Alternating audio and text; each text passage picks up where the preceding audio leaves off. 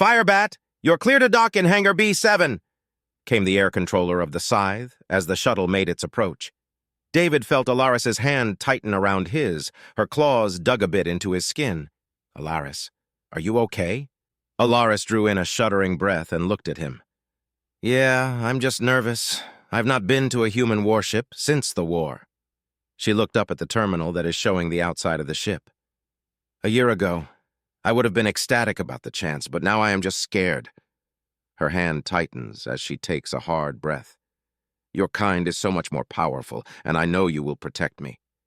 But the fear from what I have seen, the thought of thousands of your kin, all capable of the same amount of...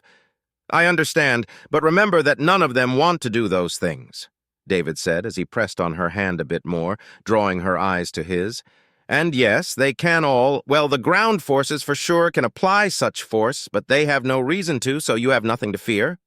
Yeah, I know, but it's hard, she said back, her eyes slowly pushing the fear back as reason shifts to her forefront of thought. Besides, your kind don't use that force without good cause, and your ships were seen as beacons of hope to the worlds and people you saved. Her lips curled into a smile that immediately vanished as the shuttle shook at the touchdown. David slowly stood up and pulled her up a second after as the ramp lowered. Come on, the sooner we meet with this doctor, the sooner we can head back, he said as he started to walk to the exit, she following along and glancing about as her eyes wandered. He was just off the ramp when her hand seized up and her full force was trying to pull him back. David was confused as he looked back, but her face was turned to her left, eyes wide in fearful dread at what she was looking at, her ears flicking up and down as though she was trying to hear something, tail curled tight to her back and mouth a bit agape. Her face showed a perfect image of her mind collapsing in on whatever she was trying to comprehend, something David didn't understand. So he followed her gaze, and it clicked instantly. The hangar doors are still open, and the vastness of space was clear but slightly blued as the energy shield that kept the atmosphere in was active. David walked up next to her and gently placed his hand on her shoulder. It's beautiful, isn't it? He asked in a calm voice, but got no response. We have an energy shield that is holding the vacuum back while protecting the air in here. During the evacuations, we made the color more pronounced, so the civilians wouldn't get scared. His words finally buck her mind away from the sight her eyes had locked onto, a memory of something triggering at the news he gave. Your kind doesn't need to seal your hangars. You never needed to, did you? She asked as her mind raced with her recollection of her own evacuation with Kiga. David nodded and pushed her a bit to get her feet moving again. Don't worry, we are perfectly safe, but this tech was deemed dangerous to the psyches of non-Deathworlders. He guided her with a hand on her back above her tail. You are handling this well, I had forgotten to tell you, but you aren't a weeping mass curled into a tight ball like the villainous science director this was shown to. So good job, my love, he said, and got a sudden and hard punch in his arm. You knew and forgot to tell me! She growled. What's next? Your kind replaces body parts with machines, and Hearth is that big because he did just that, she said, only to look at him as he nervously smiled. Well, David started to say, but stopped. No, you're joking. She followed up. Her eyes shifted as the thought of why Hearth was always bigger than the rest of the humans, even though he never worked out, became clear. How much? I think it's all of his muscle mass. He will have to have his bones replaced if he wants more, David said back and led her up and into the corridor. So, your kind has found uses for shields beyond the norm. You have ways of using machines to enhance your bodies. She started to count out points off on her hands. You are capable of attacking without remorse.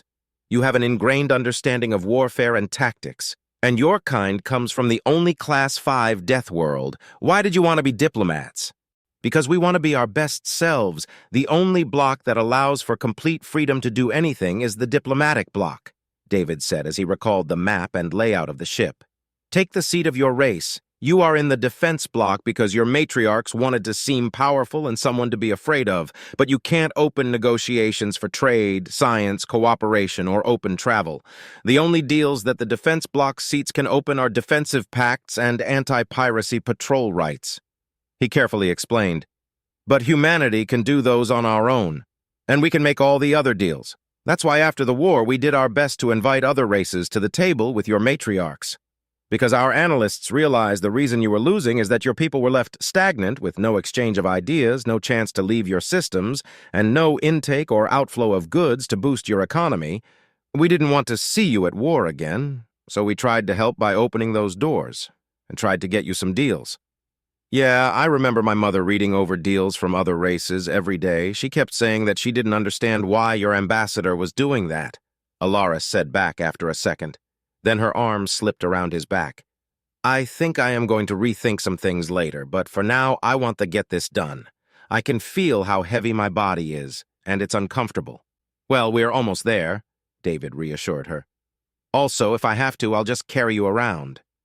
He gave her a cheeky smile, knowing that to her kin, it would be as if she was helpless. Keep dreaming, she said back with a grin, and her tail flicked at his arm playfully. The lab of Dr. Graham was located near the bottom of the rear section of the scythe. It was very much a surgery room that had a robotics workshop attached by a door. As David and Alaris walked in, there was a man seating in a chair, his chest exposed, and left arm currently obscured by a woman that was working on something. And based on the sparks and tools she was using, she was currently fixing something. Her form was mostly hidden by a lab coat she wore, but that gave away she is Dr. Graham. The man looked over to them and smiled for a second, then hissed.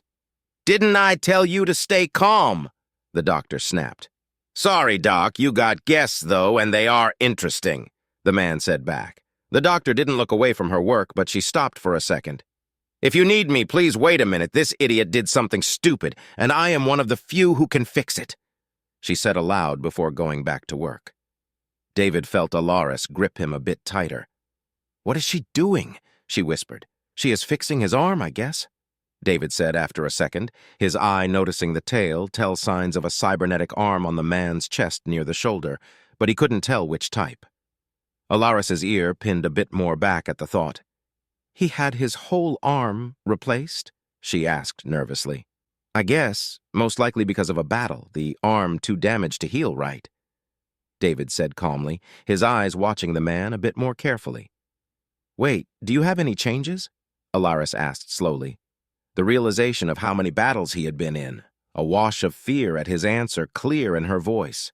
No, I'm still all natural. I had a no cybernetics clause unless I consciously consent, David said with a reassuring smile, his face turning to her and letting his honesty stand proud for her to read. There we go, the doctor said as she stood up and put her tools down. Okay, Jack.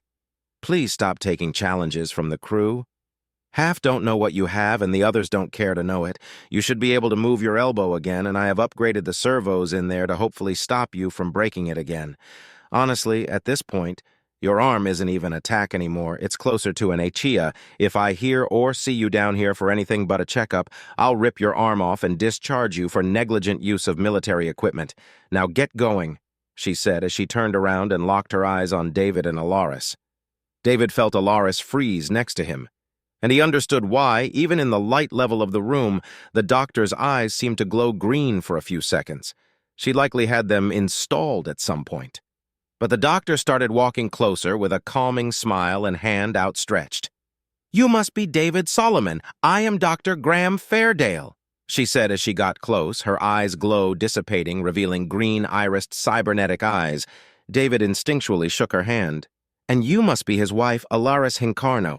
A pleasure to meet you both. Graham's voice was calming and soothing, something that made Alaris relax a bit.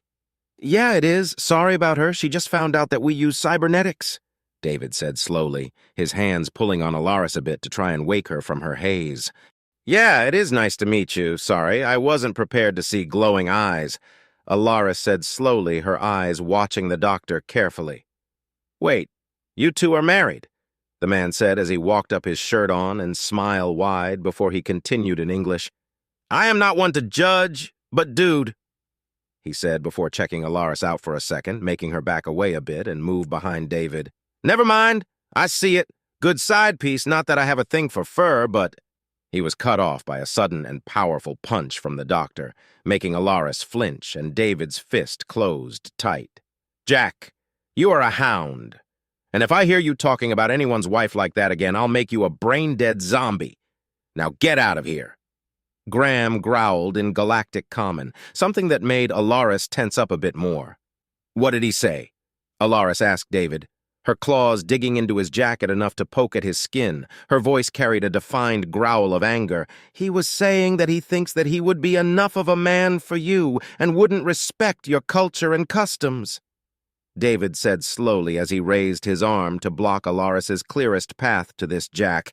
And now he will apologize to you because if he doesn't, I'll make sure to notify the Republic that he insulted a daughter of Clan Hincarno. Jack looked up to David for a second, then to Alaris. I am sorry. I should have not said anything, excuse me, he said as he walked off and away from the trio. I am sorry, Alaris. I forgot that he is very narrow-minded and somehow lives without a brain. Graham said after a second once he was out of the line of sight. I will be submitting an incident report later, but for now, let's help you guys out. David, could you take a seat, please? She gestured at the vacant chair close to the center of the room. David gave Alaris a reassuring hug before going over and sitting down. His eyes wandered over to Graham, who froze for a second as she was grabbing a bioscanner and tablet before she shook her head and came over, intently scanning David's eyes. Her eyes were locked on her tablet, reading the data her scan was feeding it. Well, the good news is that contacts could work. Some simple cosmetic ones will give others a point of focus, she said as she put the scanner down and tapped away on her tablet. But your emotions will still be locked away. So I have a different idea, however. I can't do it because the Scythe doesn't have the facilities for it if you would like to hear it out. Shoot, I'll listen to anything short of replacing my eyes, David said back, making the doctor stand and activate a holoprojector, an image of what was most likely to be David's eye visible to all of them. Yeah, if we replaced your eyes, it would almost be a downgrade. No, the idea I have is to insert a film with a defined outline for people to focus on just above the silver wash in your cornea, Graham said as the image shifted in time with her words, showing a small incision and the careful placement of something. Then anchor it to your iris. The film will be broken down by your body, by the focal point will stay, and the anchors allow it to expand and contract as per your feelings. The film that was placed is pierced by 6 small poles. The operation would take maybe 4 hours, but you will have to wait until the fleet from Earth gets here. We can't make this kind of implant. Sorry. Graham looked at David, a note of pride at the idea, but rejection at the thought of not doing the operation herself. The Scythe doesn't have the biolab to make this kind of implant, do they? David asked aloud. Yeah, we do just mechanical replacements, Graham said a bit sheepishly. David let out a long sigh and leaned back into the chair, his eyes falling on Alaris. She was watching him, studying his face and eyes, and she is gauging his thoughts. At most, the GEV-105 will stay in the system for 1 ship day before heading off. Do you think the hospital ships can make them in a day? Graham shook her head. No, they need to take a bit of biomaterial from you to start the production process. From what I know, the time they would need will be about a week on Earth. I am sorry, David, but with the schedule your ship has, you can't get this until you get back to Earth, Graham said in a worried tone. David shook his head. You have nothing to apologize for, Doctor, and I appreciate you seeing me. David stood up and walked over to Alaris, throwing her arms around him in a hug. Well, I can't do much else but hear, Graham said as she walked over holding out a data chip. It has the outline of the procedure, along with my blueprints for the implant. David nodded and took the chip, stuffing it into a pocket. Alaris looked at the doctor. Thank you, Dr. Graham. Her arms parted as he shifted to leave. Yes, thank you, Dr. Graham. I know that you want to do this for me, but you can't. David said, then smiled wide. But you have given me a map to hope. It is a pleasure to help. Your biology is quite unique now, and I had to see those eyes. Gaia has gifted you as much as she has burdened you, but you still stand like a true son of hers. Take care, both of you, Graham said with a wave. As David and Alaris left, he felt her holding on to his arm tightly. Her face showed a fear, one born from guilt like she had caused this outcome, and it will plague her for longer than David wanted. It's not your fault, David said as his free hand cupped hers. You didn't jinx me, and you aren't the cause of anything that has happened to me. His voice carried a certainty that she needed and would hopefully listen to. You don't know that, Alaris said back before a logical reason came to her for all of this. It is my fault if I had controlled myself. Then we wouldn't have started our relationship. And Yayuli wouldn't have attacked you. And you wouldn't have gone to the Afterlands. And your eyes would have stayed the emeralds they were. So it is my fault. She listed off, her voice breaking a bit here and there, fear still holding in the foreground. No, not your fault, David said right after her. But it is! Alaris partly yelled, however David stopped her coming logical addition short as he stepped and turned to face her completely. No, it is not! He growled. His posture shifted as he towered a bit over her, his hands pushing her a bit against the wall. I didn't pay enough attention to your reactions to what I said and did. I asked questions I should have been more mindful of, and I confirmed your thoughts on the matter. And I made the decision to undergo the operation. So no, my Zand, no, none of this is your fault. And if you think it is, then ask why Yayuli attacked me in the first place. He pinned her to the wall, his visage full of anger, not at her, but of her insinuations. Alaris's mind raced. Her Kuzifane was aggressive at her, his hands locking her away, his stance hostile, his voice angry, but his eyes showed something else to her, a concern for her. So she thought about his statement in regard to Yayuli. He was right. She seemed to attack him out of the blue and asked her to end their relationship, claiming it was abnormal. But her voice carried a concern like she knew something. How did she know about our relationship? She said that I shouldn't devote myself to you alone, but I hadn't told anyone about you yet.